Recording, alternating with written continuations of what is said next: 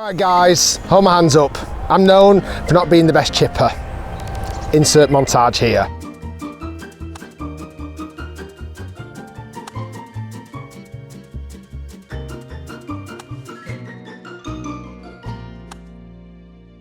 However, like all golfers around the world, I'm looking for that magic wand, that one club that's going to help cure all my faults. And in this video, I might have just found that club for me.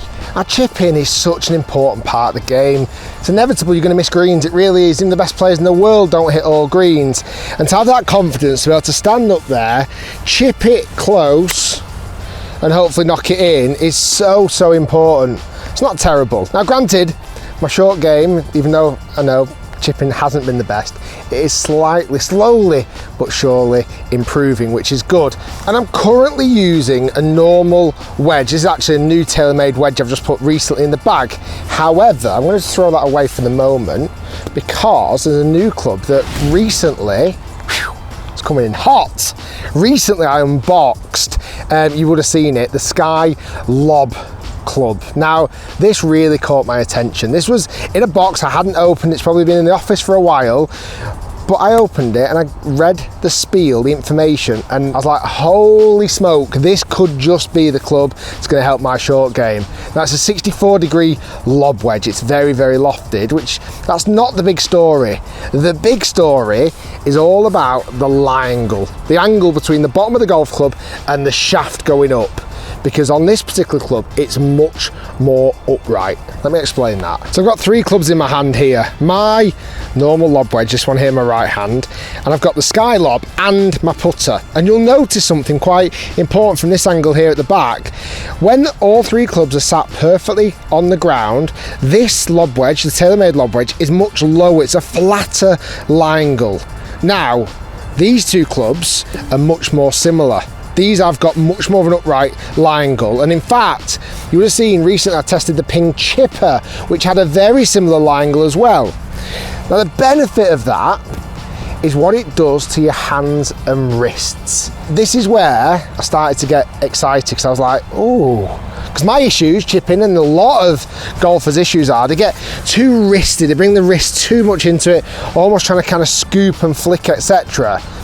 Where if you've got a more upright shaft angle, like a putter for example, you're much more inclined to keep the wrists straight. You're not going to start flicking and scooping, which again I get really guilty of doing so. Now going back to the ping chipper, that had that same kind of concept, but it was a very low lofted golf club. It was more like an 8-iron or a 9-iron max. Well, this is a lob wedge. This is a 64-degree lob wedge.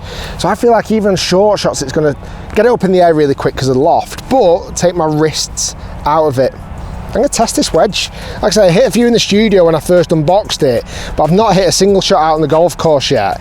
What I like about it for me, I can stand closer to the golf ball because of that upright shaft angle. When I hold it, instantly I get into much more of an upright position, and my wrist on my left arm and even my right hand flattens so much more, like this wrist angle.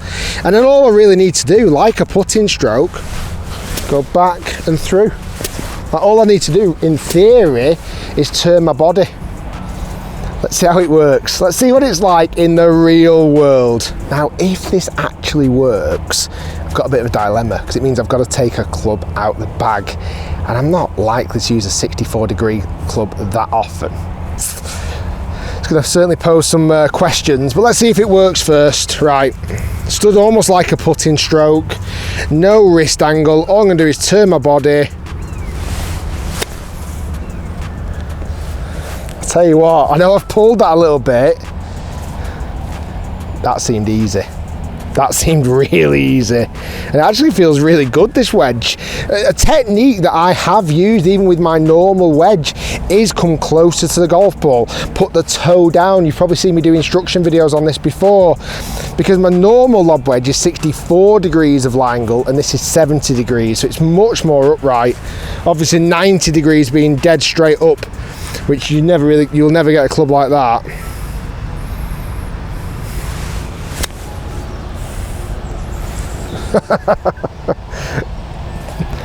Okay, promising signs. That was my normal wedge. These are the two Sky Lob. Listen, nothing record breaking yet, but they were my first few shots. Let me spend a bit of time getting used to it. You know what shot I fancy trying? Like a little short one just out the rough here. So I want to try it on all different types of shots, and also I think it's really important, if this is a club that does work, again I need to take a club out the bag, can I use a club like this out the bunker? Can I use it in all different settings, and also, can I actually use it on a full shot? Like, with that much upright angle, what's it going to be like on a full swing? Right, I'm gonna go each flag actually, from 3 different locations, 3 different, not very nice lies actually. I love this angle here. This is something I'm really big fan of, because I can just turn through it.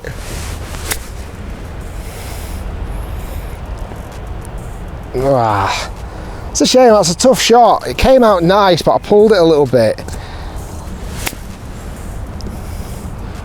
Go! The thing I'm struggling a little bit with just straight off the bat is how much loft I'm actually using here. This is 64 degrees.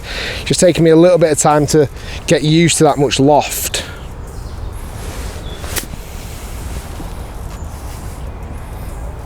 Okay, the good thing is each time I got a little bit closer. Let's try some over a bunker as well. Okay, this will be an interesting shot. This is where normally, if I've got my lob wedge in my hand, I'm wanting to use a bit of wrist hinge. I'm adding loft. I'm kind of allowing that club to slide under the ball. I've got a massive big bunker, big scary bunker in my way. I'm not in nice lies. I've just literally thrown these balls down in the rough, and I've got a very, very tight pin. Like, it's only just over the bunker, and I go for this first white one. I mean, that first lie is horrendous. That's where I'd really want to open it up, but I feel like opening this club up would, one, add way too much loft and would really kind of affect the lie angle that we're playing with here. So I'm not going to do that. I'm going to play it pretty straight-laced. It's going to be hard for me to not want to try and let the club slide under it. I'm going to play it very straight-wristed, almost like I've got a putter in my hand. That's my theory on this shot.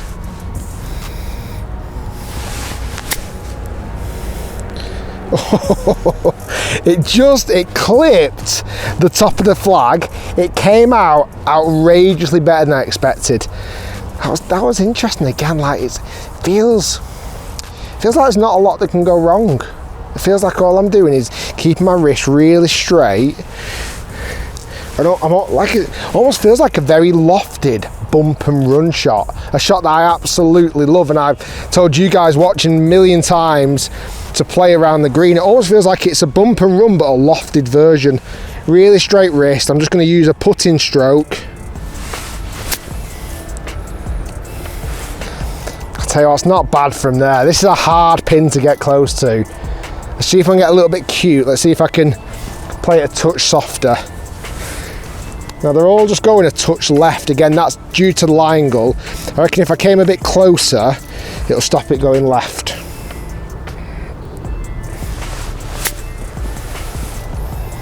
Oh, it just hit the down slope. I tell you what though, horrible lie. All 3 of them are not nice lies. Over a big bunker to a tight pin, I wouldn't be totally disappointed with those 3, considering it felt so easy.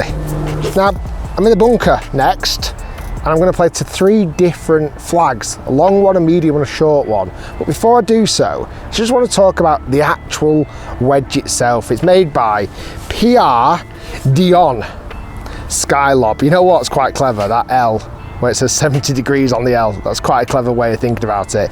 It's actually a not terrible looking wedge. Like, it looks fairly premium finish. It doesn't particularly look like it's going to scratch. The grooves look pretty good. The finish looks good. It's not the best feeling wedge.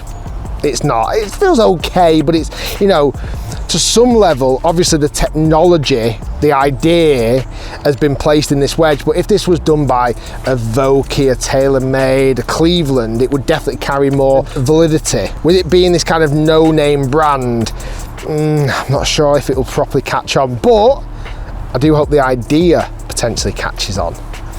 Like, even the shaft, I mean, the shaft is just kind of a pretty basic Apollo steel shaft.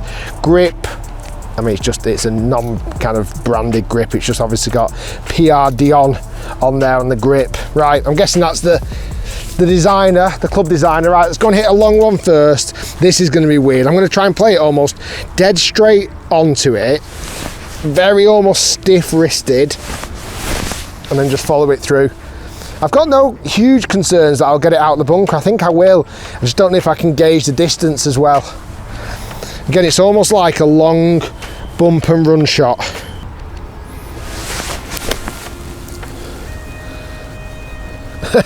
It was better for the middle flag than it was the long one, but not horrendous.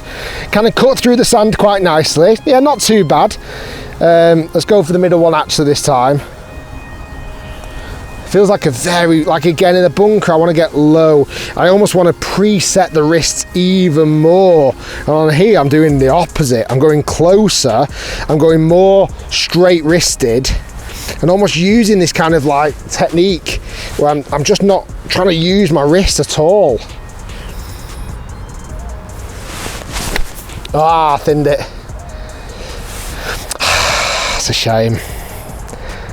That's a shame. I might actually try that one again, because I'm going to go for the middle one more time. Not feeling it out the bunker yet. You know what it is? Why I'm potentially struggling out the bunker here is you want wrist set because you want speed in a bunker. Like when you're hitting the sand first and almost that cushion of sand is carrying the golf ball out, you need a bit of speed and power.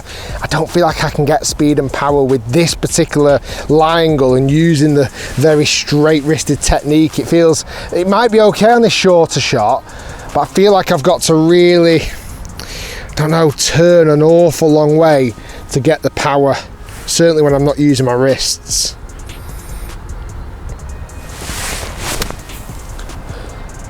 That wasn't bad though. Go in. That wasn't bad though. I think there is limitations definitely to this wedge, and I think one of them might be on a fuller shot. Let's try that next. So as I walk back to the tee here to hit some full shots, I'm gonna give my thoughts. I was hoping, I was praying, I was wishing that this golf club was going to cure all my issues and yours. I don't think it's going to do.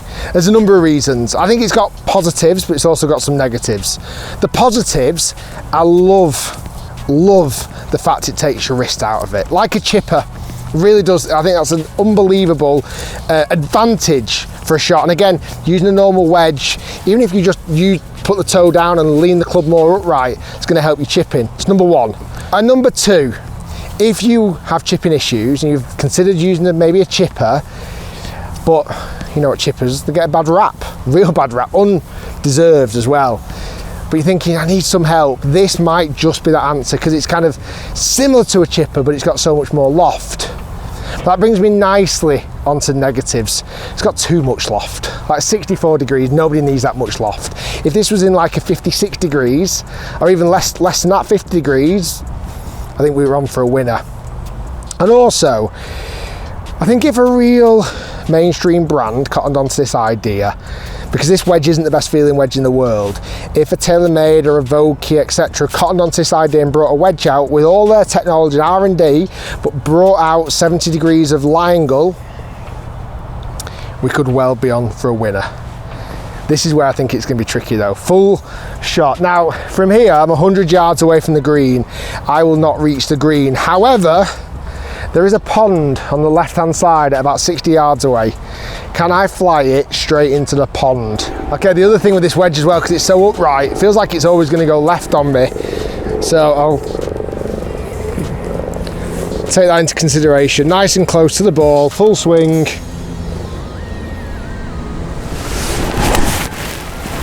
Oh, that was struck great. Right in the middle of the pond.